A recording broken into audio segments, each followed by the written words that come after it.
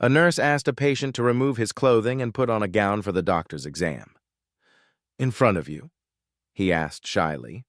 The nurse replied, "Well, no, but I've seen the naked human body before." The patient shook his head. "Not one like mine. You'd die laughing at my body." "Of course I won't laugh," said the nurse. "I'm a professional. In over 20 years, I've never laughed at a patient." "All right, then," said the patient. He dropped his trousers, revealing a huge body with the smallest adult male organ the nurse had ever seen. In both length and width, it looked almost identical to a AAA battery. Unable to control herself, the nurse tried to stifle a giggle, but it slipped out. Then she laughed even harder at the fact that she was laughing. Feeling terrible for laughing at her patient, she composed herself as best she could. "I am so sorry," she said. "I don't know what came over me. On my honor as a nurse and a lady, I promise it won't happen again. Now, what seems to be the problem?" "It's swollen," the patient replied. The nurse ran out of the room. A husband and wife are in bed getting cozy when the wife suddenly pushes him away and says, "Actually, I don't feel like it tonight. Could you just hold me instead?" The husband, clearly frustrated, replies, "What? Why can't we ever just have some fun?" The wife responds, "This is so typical. You have no idea what it's like to be a woman. You just don't understand me." She then turns over and goes to sleep. The next day, the husband feels bad and decides to make it up to her.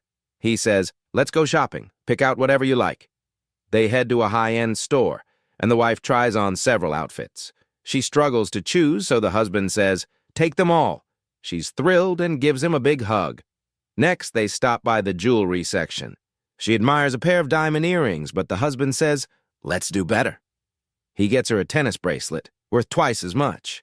Feeling like she's had the perfect day, they head to the cashier.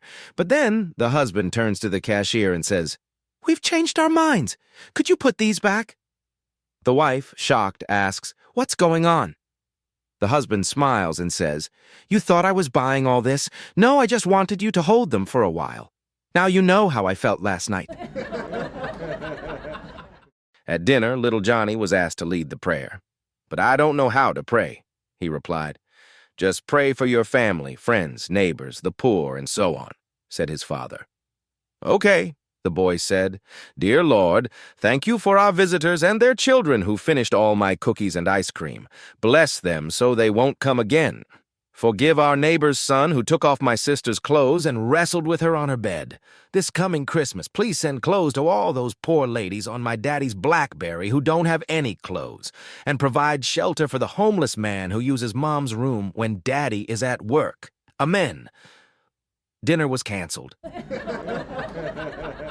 Rick had a blind date, but he was worried about what to do if she turned out to be unattractive. His friend Jim suggested there was an app just for that situation. "Don't worry, man," Jim said. "The app is called Mom, Are You Okay? It schedules your phone to ring right after you meet your date." "And then what happens?" Rick asked. "Well," Jim explained, "if you like her, you just ignore the call.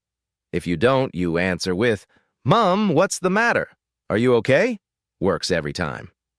So, Rick met the girl at the appointed time, and she turned out to be gorgeous. But just as he was about to speak to her, her phone rang. She answered, "Mom, what's the matter? Are you okay?" Frank left a neatly folded note on the fridge. "My dearest Helen, you'll understand that I have needs you can no longer fulfill. Please don't take this personally. I'm spending the evening with my 19-year-old secretary at the Comfort Inn. I value you deeply and will be home before midnight. Yours maturely, Frank." Later that night, Frank came home whistling and found a note on the dinner table next to a half-eaten cheesecake and an empty wine glass. "My dearest Frank, thank you for your honesty. I completely understand. After all, we're both 57. As a math teacher, I thought you'd appreciate this equation. 19 goes into 57 more times than 57 goes into 19.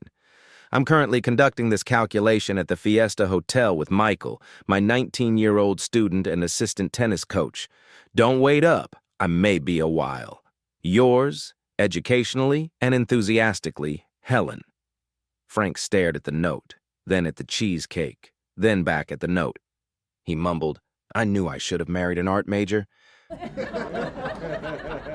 It was a slow Tuesday at Earl's Garage Pub, a place where the floor creaked louder than the regulars' knees. Joe and Frank, best friends since the Eisenhower era, sat at their usual corner, sipping something brown and suspiciously unlabeled. "Hey, Joey," Frank leaned in with a smirk. "How's your life these days?" Joe sighed dramatically and pointed to his drink. "Same as this bottle of Coke," he said. "Started off classic, got a little light, and now it's zero, baby."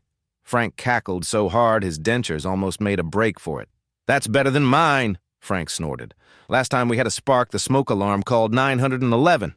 Joe raised his glass. "To passion, arthritis, and memory foam." Frank clinked his glass. "And to never drinking actual Coke again. Too many memories." A woman in her 80s made the evening news because she was getting married for the 4th time.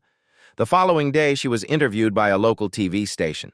The commentator asked what it felt like to be married again at her age, and if she would share some of her previous experiences, especially since her new husband was a funeral director. After a moment of thought, a smile came to her face as she proudly explained that she had first married a banker in her 20s, a circus ringmaster in her 40s, a pastor in her 60s, and now in her 80s, a funeral director. The amazed commentator asked why she had married men with such diverse careers. With a smile, she replied, "I married 1 for the money, 2 for the show, 3 to get ready, and 4 to go." George had always been the curious type. One afternoon, he hired a private investigator, not because he suspected anything scandalous, but because Mildred had been acting a little too cheerful lately. "I want video," George insisted. "I need to know what's going on." A week later, they sat in the living room, lights dimmed like a movie night. The film played, Mildred laughing on a park bench, sharing milkshakes and dancing under twinkly lights. George leaned forward, stunned. "Wait, was that my jacket?" The PI nodded. "Everything you asked for. Full footage." George sat back, baffled. "I can't believe it." The detective sighed. "Yeah, tough to watch, huh?" George shook his head. "No, I just can't believe my wife is cooler than me." A married couple in their early 60s was out celebrating their 35th wedding anniversary in a quiet, romantic little restaurant.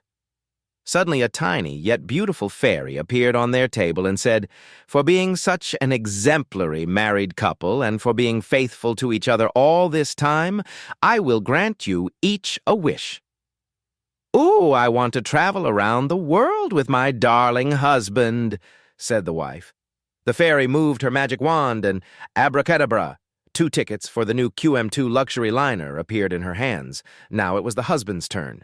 He thought for a moment and said, "Well, this is all very romantic, but an opportunity like this only occurs once in a lifetime, so I'm sorry, my love, but my wish is to have a wife 30 years younger than me." The wife and the fairy were deeply disappointed, but a wish is a wish. So the fairy made a circle with her magic wand and abracadabra. The husband was 92 years old. A husband and wife were celebrating their 50th anniversary. That night, the wife approached her husband, wearing the exact same sexy negligee she had worn on their wedding night. She looked at her husband and said, "Honey, do you remember this?" He looked up at her and said, "Yes, dear, I do. You wore that same negligee the night we were married." She said, "That's right. Do you remember what you said to me that night?" He nodded and said, "Yes, dear, I still remember." "Well, what was it?" she asked. He responded, "As I remember, I said, 'Oh, baby, I'm going to the life out of those big and brains out.'" She giggled and said, "Yes, honey, that's exactly what you said. So now it's 50 years later, and I'm in the same negligee I wore that night. What do you have to say tonight?" Again, he looked up at her and he replied, "Mission accomplished." A man is on his deathbed and he asks his wife, "Martha, soon I will be gone forever, and there's something I have to know. In all these 50 years of marriage, have you ever been unfaithful to me?" Martha replied, "Well, Henry, I have to be honest with you. Yes, I've been unfaithful to you 3 times during these 50 years, but always for a good reason." Henry was obviously hurt by his wife's confession, but said, "I never suspected. Can you tell me what you mean by good reasons?" Martha said, "The first time was shortly after we were married, and we were about to lose our little house because we couldn't pay the mortgage. Do you remember that one evening I went to see the banker, and the next day he notified you that the loan would be extended?" Henry recalled the visit to the banker and said, "I can forgive you for that. You saved our home, but what about the second time?" Martha asked, "And do you remember when you were so sick, but we didn't have the money to pay for the heart surgery you needed?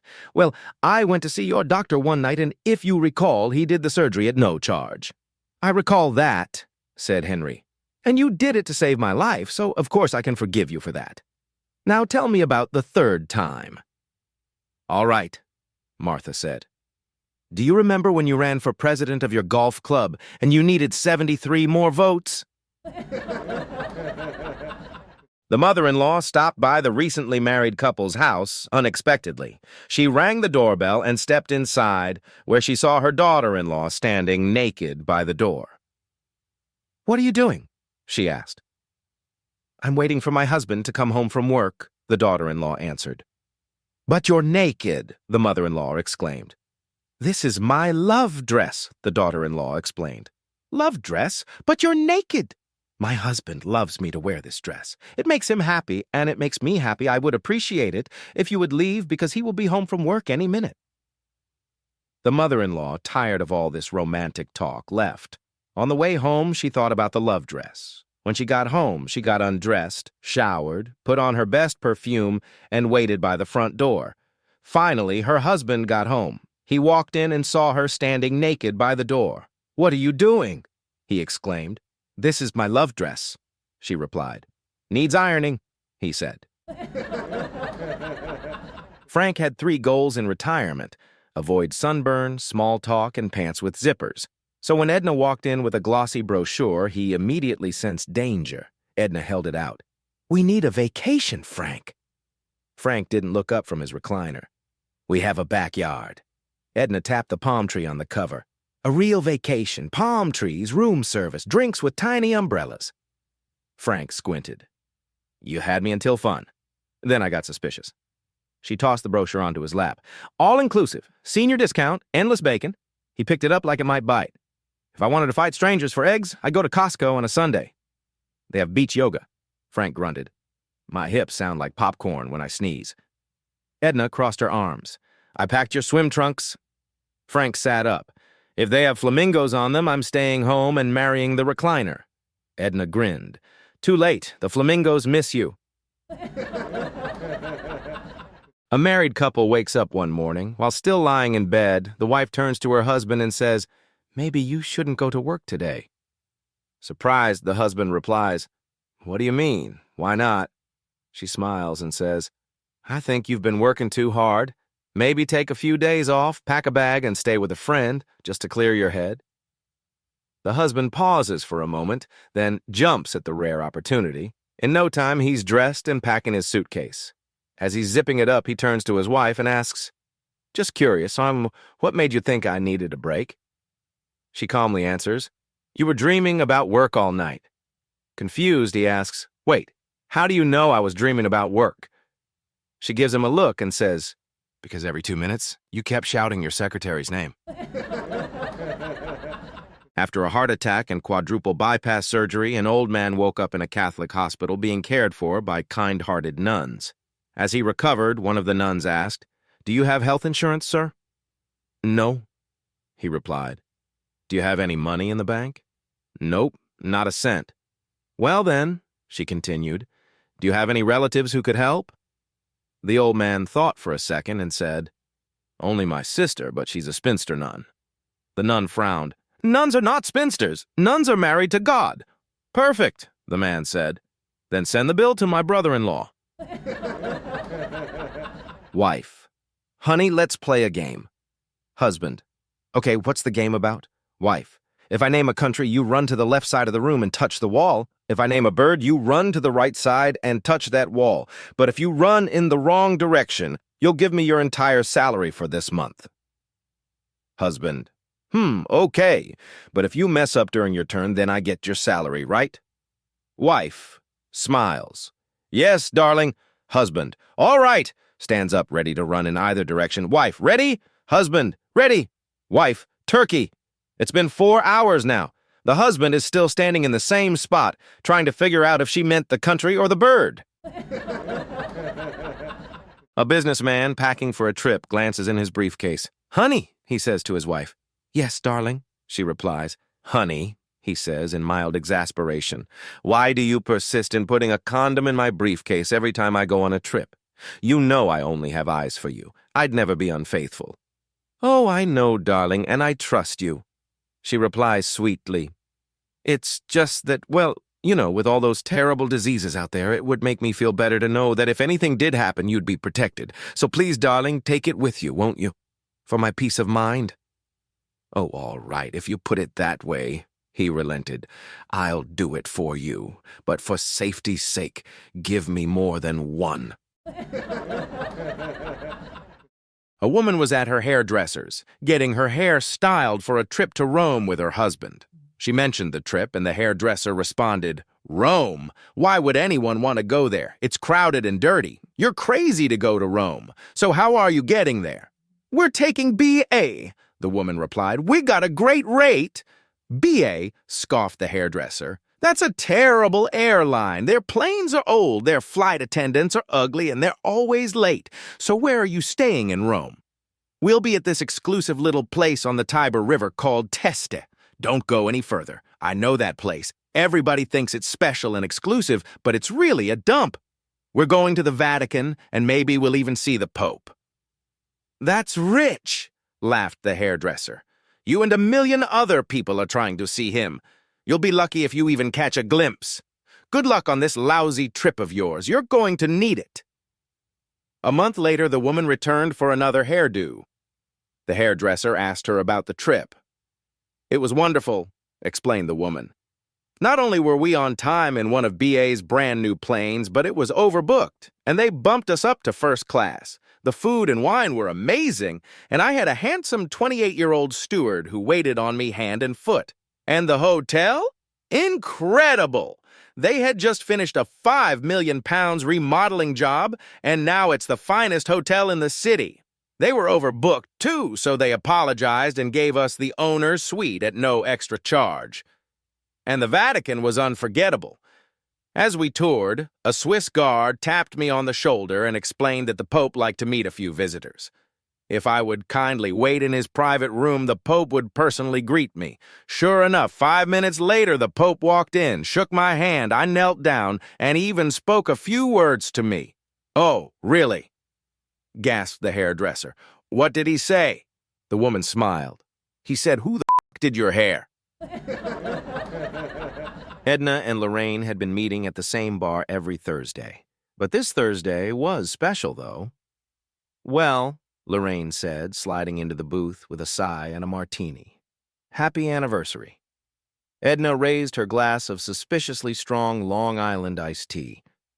Thanks. 42 years of wedded something. Lorraine leaned in. So what's your husband getting you this year?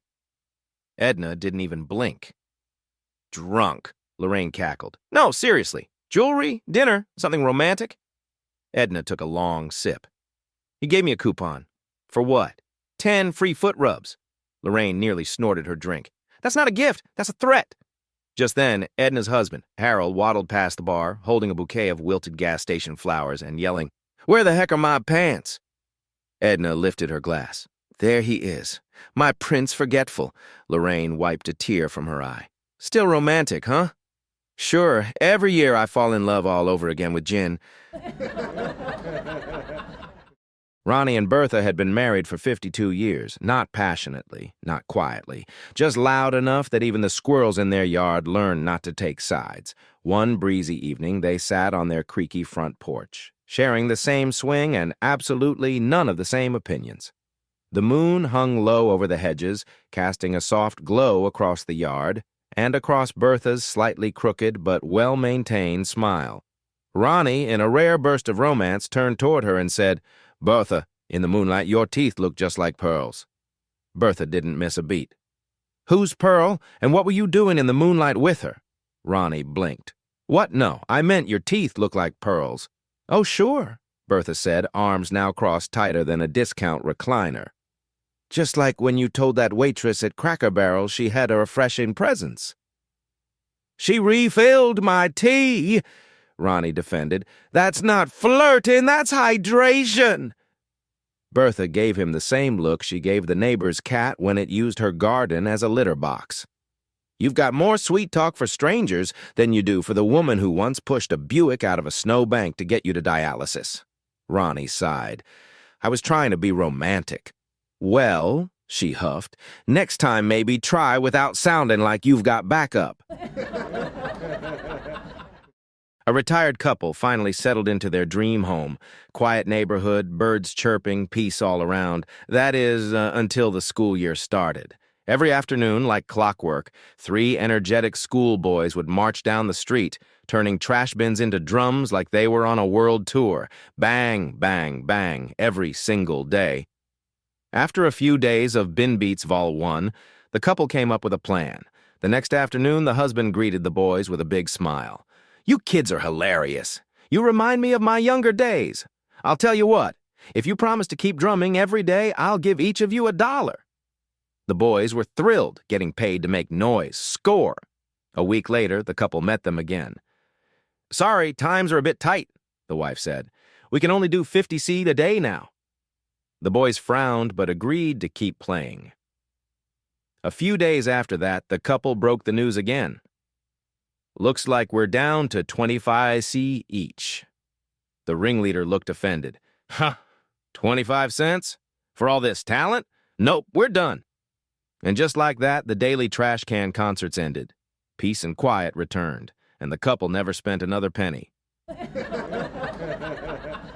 3 men were on their way to heaven, but God said he would only let in the one who had the worst death. The first man said, well, I was heading home to my apartment because I suspected my wife was cheating on me. When I got to my place on the 3rd floor, my wife was in the shower, but I saw a guy hanging from the window ledge. I stepped on his fingers, but he wouldn't let go. So I grabbed a hammer and smashed his fingers until he fell. But he still didn't die. He landed in some bushes. So I dragged the refrigerator over and threw it down on him. I was so shocked by what I'd done, I had a heart attack and died. The second man said, I was climbing down from my apartment on the 4th floor when I tripped and ended up hanging from a window ledge. Suddenly, this guy comes over and starts stepping on my fingers for no reason. I held on as long as I could, but then he smashed my fingers with a hammer. I fell but survived by landing in the bushes. Just when I thought I was safe, a refrigerator came flying down and crushed me. The third man said, Imagine how you'd feel if you were hiding inside a refrigerator because you were having an affair with some guy's wife, and then he throws the fridge out the window trying to kill an innocent guy. At a seminar for elderly women on how to maintain a loving relationship with your husband, the speaker asked, How many of you love your husbands? All the women raised their hands. Then she asked, When was the last time you told your husband you loved him? Some said, Today. Others said yesterday, and a few couldn't even remember. The women were then instructed to send their husbands a simple text, I love you, sweetheart. After sending the message, they were asked to swap phones and read the incoming replies aloud. Here are some of the hilarious responses. A mother of my children, are you sick? What now? Did you crash the car again? I don't understand what you mean. What did you do now? I'm not forgiving you this time. Don't beat around the bush. How much do you need? Am I dreaming? If you don't tell me who this message is really for, you're dead. I told you to stop drinking. And the best one of all, 10. Who is this? When Bob learned he was about to inherit a massive fortune after his sickly father passed away, he figured he needed someone special to share his upcoming wealth with. So one evening, he dressed up in his finest, headed to a singles bar, and scanned the room like a man on a mission. That's when he saw her, the most stunning woman he had ever laid eyes on. She was pure elegance, natural beauty, absolutely breathtaking. Taking a deep breath, Bob walked up to her and said, I may look like just an ordinary man, but in a week or two, my father will die, and I'll inherit $20 million. The woman's eyes lit up. She smiled sweetly, flirted a little, and by the end of the evening, she went home with him. 3 days later, she became his stepmother. Fred was worried that his wife, Rhonda, wasn't hearing as well as she used to. He suspected she might need a hearing aid, but wasn't quite sure how to bring it up. So he called the family doctor to ask for advice. The doctor said, "There's a simple, informal test you can try to get a better idea of her hearing loss. Stand about 40 feet away from her and speak in a normal conversational tone. If she doesn't respond, move to 30 feet, then 20, and so on until she does." That evening, Rhonda was in the kitchen making dinner while Fred was in the den. He thought, "I'm about 40 feet away. Let's see what happens." In a normal voice, he called out, "Honey, what's for dinner?" No response. He moved a little closer, now about 30 feet away, and repeated, "Rhonda, what's for dinner?" Still no answer. He stepped into the dining room about 20 feet away. "Honey, what's for dinner?" Silence. Now a bit concerned, he walked up to the kitchen door just 10 feet away and asked again, "Rhonda, what's for dinner?" Still no response. Finally, he walked right up behind her and asked, "Rhonda, what's for dinner?" She turned around and snapped, "For the 5th time, Fred, it's chicken." The boss was puzzled when one of his most reliable employees didn't show up for work and hadn't called in. With an urgent issue on his hands, he decided to call the employee's home. The phone rang and was answered by a child's soft whisper. "Hello?" "Hi there," the boss said kindly. "Is your daddy home?" "Yes," whispered the little voice. "Can I speak with him?" "No," came the quiet reply. A bit surprised, the boss asked, "Is your mommy there?" "Yes," the child whispered. "Can I talk to her?" "No," the child replied again. Now getting concerned, the boss asked, "Is anyone else there?" "Yes," whispered the child. "A policeman." The boss, now alarmed, asked, "May I speak with the policeman?" "No, he's busy," came the whisper. "Busy doing what?" the boss pressed. "Talking to Mommy and Daddy and the firemen," the child answered. The boss was getting more worried by the second, especially when he heard a strange rumbling noise through the phone. "What's that sound?" he asked. "A helicopter," the child whispered. Now, truly alarmed, the boss demanded, "What's going on over there?" The child paused for a moment, then whispered back with a soft giggle, "The search team just landed the helicopter." The boss, now completely baffled, asked, "What are they searching for?" The little voice giggled even more and whispered, "Me?" A guy is driving alone through a remote part of the country on a rainy night. Suddenly, his car starts veering to one side. He pulls over, gets out, and inspects the car. Flat tire. He grabs the equipment from the trunk, wheel, triangle, wrench, no jack. He checks the manual, which confirms the jack should be in the trunk, but it's nowhere to be found. What to do? He remembers seeing some houses a mile up the road and begins walking toward them. What a night for a flat! Why does this always happen to me? Walk, walk, walk. By the time I get back, my car's probably going to be stolen. Walk, walk. Probably no one's home. Why would they be? It's late, and this weather's terrible. Walk, walk. No, wait, they'll be home, but they won't answer the door. Why would they? Who wants to help a stranger in the middle of the night? Walk, walk. Maybe they're serial killers. Why else would they be awake at this hour? Finally, he reaches the first house. He rings the bell. Inside, a dog starts barking like it's trying to wake the dead. Just my luck. If the dog doesn't tear me apart, the owner surely will. Getting people out of bed at this hour for a car jack? Do I look like a mechanic to you? Why don't you buy one in the daytime like normal people? The barking continues, and then voices join in. Soaked and frustrated, the man waits, dreading the inevitable. Bet he's getting a gun. I'll probably get shot in the face. Well, officer, he did ask for a jack, but I thought it was a dumb excuse. Who needs a jack when every car comes with one? The door finally creaks open. A frowning man peeks out and cautiously says, "Good evening." "How?" The man cuts him off, exasperated. "Well, you know what? You can go to hell and take your damn car jack with you." A man is sitting on a plane ready for takeoff when another man with a dog sits next to him. The dog sits between them, and the first man is curious. The second man notices and says, "Don't worry about Rover. He's a sniffer dog. The best there is. I'll show you once we're airborne." After the plane takes off and levels out, the handler turns to the man and says, "Watch this." He commands the dog, "Rover, search." The dog jumps down, walks along the aisle, and sits next to a woman for a few seconds before returning to its seat and placing one paw on the handler's arm. "Good boy," the handler says, then turns to the first man. "That woman is carrying marijuana, so I'll make a note of her seat number to hand over to the authorities when we land." "Wow, that's impressive," replies the first man. The handler sends Rover out again. The dog sniffs around, sits beside a man for a moment, then returns to the handler and places both paws on his arm. "That man is carrying cocaine," says the handler. "Noted his seat number as well." The first man is amazed. "This is incredible." The handler sends the dog out again. Rover moves up and down the aisle, sniffing at various passengers. Eventually, the dog sits next to someone, then runs back, jumps into the seat, and to the first man's shock, starts to poop everywhere. The first man is horrified and asks, "What's going on?"